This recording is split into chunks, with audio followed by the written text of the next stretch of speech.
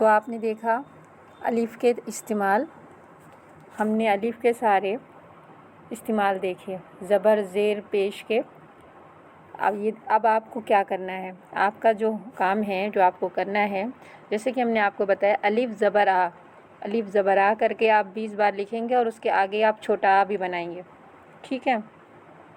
یعنی جس پیج پہ آپ 20 بار الف زبر آ لکھیں گے وہاں چھوٹا آ بنا دیں گے، پھر دوسرے پیج پہ آپ لکھیں گے الف مد زبر آ اور وہاں بنائیں گے بڑا آ۔ چاہے آپ ایسا کریے، کالم بنا لیے، لائن بنا لی، ایک لائن میں آپ لکھیے الف زبر آ اور اسی میں ڈیش لگا کے لکھیے چھوٹا آ، یعنی یہ چھوٹے آ کی آواز دیتا ہے۔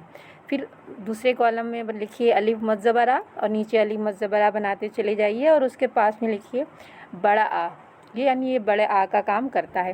اسی طرح الف زیر ای، یہ چھوٹی ای کی آواز، الف زیر اور چھوٹی اے، ای اس کی آواز، پھر الف پیش او کی آواز، الف پیش واو او کی آواز، الف بڑی اے کی آواز، الف زبر بڑی اے کی آواز، الف واو او کی آواز، الف واو زبر او کی آواز، اور اس کے بعد الف نون زبر انگ کی آواز۔ اس طرح آپ کالم بناتے جائیں گے، 2 پیج میں آ جائیں گے میرے خیال سے، اور ہر ایک پیج پورا آپ کو نیچے تک وہی لکھنا ہے۔ اگر الف زبر پہ لکھ رہے ہیں تو نیچے تک الف زبر لگا کے چھوٹا بنائیں گے، اور اگر آپ نے اس کو الف مد بنایا ہے تو الف مد زبر آ بنا کے بڑا آ بنائیں گے۔ اسی طرح پورا کریں گے انگ تک، یعنی چھوٹا آ سے انگ تک، الف زبر سے لے کے الف نون زبر انگ تک آپ کو لکھنا ہے اور اس کی پک ہمیں بھیجنی ہے۔ اس کے بعد آئیے ہم اس کو پڑھتے ہیں۔ یہ دیکھیے الف کے اوپر زبر لگا ہوا ہے، الف کے اوپر زبر لگا ہے تو یہ چھوٹے آ کی آواز دے گا، یعنی چھوٹا آ سے انار۔ پھر الف کے اوپر مد لگا ہوا ہے، مد آپ پہچان گئے ہوں گے اب، یہ مد لگا ہے الف کے اوپر تو یہ بڑے آ کا کام کرے گا، یعنی الف مد زبر آ، یعنی بڑا آ سے آم۔ اسی طرح دیکھیے یہ زیر لگا ہوا ہے، یہ زیر ہے، الف کے نیچے زیر ہے، اور الف زیر ای یعنی چھوٹی ای اور چھوٹی ای سے املی۔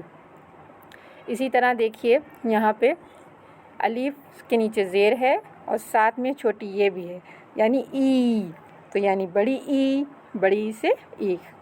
اسی طرح دیکھیے یہاں پہ الف کے اوپر پیش ہے اور یہ او یعنی چھوٹا او، چھوٹا او سے الو۔ اسی طرح دیکھیے یہاں پہ الف کے اوپر پیش ہے اور اس کے بعد میں واو ہے تو وہ او ہو گیا، یعنی بڑا او، بڑا او سے اون۔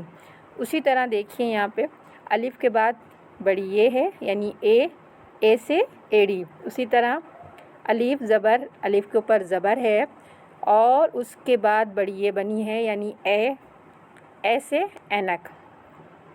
پھر اس کے بعد دیکھیے آپ یہاں پہ الف کے اوپر زبر ہے اور آگے بڑی یہ ہے، یعنی یہ اے ہو گیا، کیا ہو گیا؟ اے سے اینک۔ اس کے بعد الف کے بعد واو ہے تو او سے اوکھلی۔ پھر یہاں پہ آپ نے دیکھا الف کے بعد واو ہے اور الف کے اوپر زبر بھی ہے، یعنی الف کے بعد زبر اور واو، او، تو او سے عورت۔ اردو میں ویسے عورت عین سے لکھتے ہیں لیکن او کی اس کی ماترا ہم سمجھا رہے ہیں، خالی استعمال، ٹھیک ہے۔ اس کے بعد الف ہے، اس کے بعد نون ہے، الف کے اوپر زبر لگا ہوا ہے تو انگ سے انگور، جیسے ہم نے بتایا اردو میں آہا نہیں ہوتا ہے۔ تو اس طرح آپ کو یہ یاد بھی کرنا ہے، ایک بار پڑھ لیجئے گا اس طرح، جس سے آپ کو زبر زیر پیش سمجھ میں آ جائے اور آپ اس کو لکھ کے بھی دیکھیں گے۔